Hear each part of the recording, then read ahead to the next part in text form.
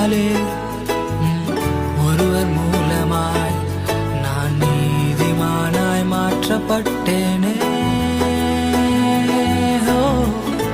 ஒருவராலே ஒருவர் மூலமாய் நான் நீதிமானாய் மாற்றப்பட்டேனே.